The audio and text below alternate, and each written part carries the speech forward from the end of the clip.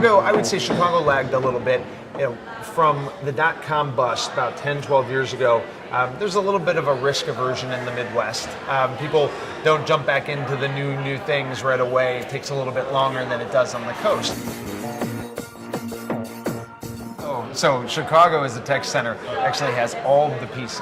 It has the universities, the talent, it has the capital, it has the corporate support, the corporations here that are customers, it has the public support, and it has a great ecosystem. We haven't put it together until the last couple of years really effectively, but now is our opportunity to do great things. 1871 is a startup center for digital startups specifically. They're tech-enabled businesses that are in a lot of different industries. First and foremost, the startups who come in here have access to co-working space. So desks, internet access, and all kinds of kind of resources around that.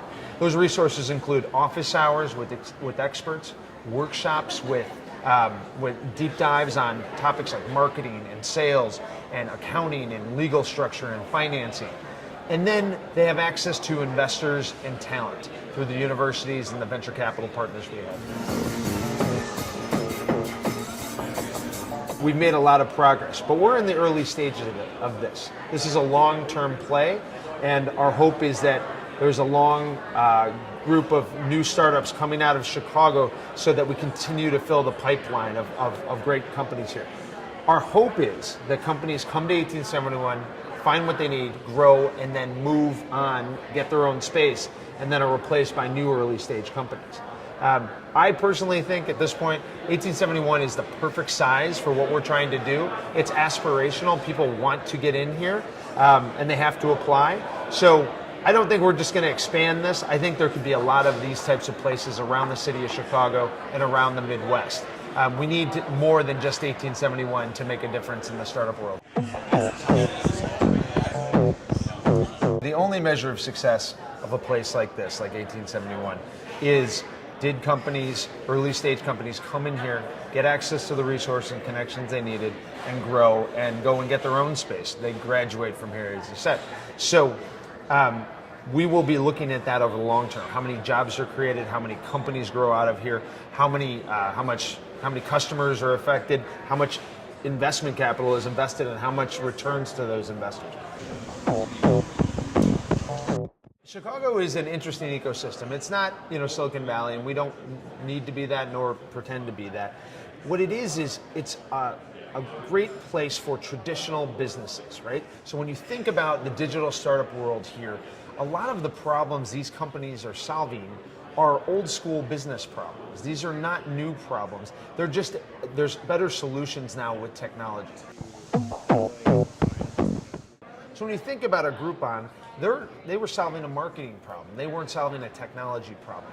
When you think about a Grubhub in Chicago, they're delivering food, but they're using a technology platform for it. So I think Chicago will be very good at consumer packaged goods kind of related businesses, financial services businesses, healthcare related businesses, but with a technology base that allows them to be highly scalable and venture backable to create a lot of jobs.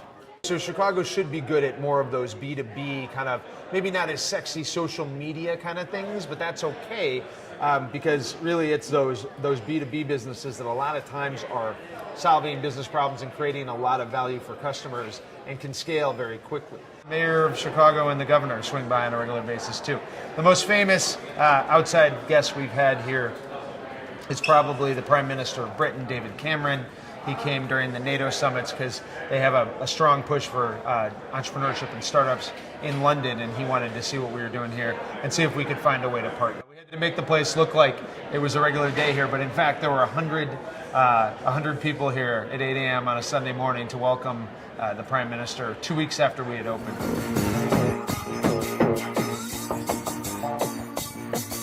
Booth School of Business, I got my MBA over 20 months, but the best thing I took away from that was the engagements with my peers in the classes and learning from them and their careers and their experiences, but also some of the professors.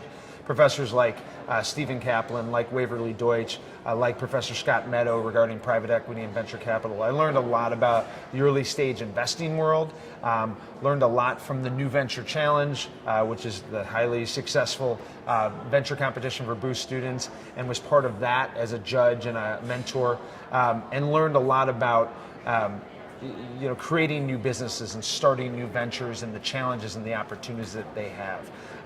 I also got the financial underpinnings on all of this of analysis to really appreciate how to put these businesses together.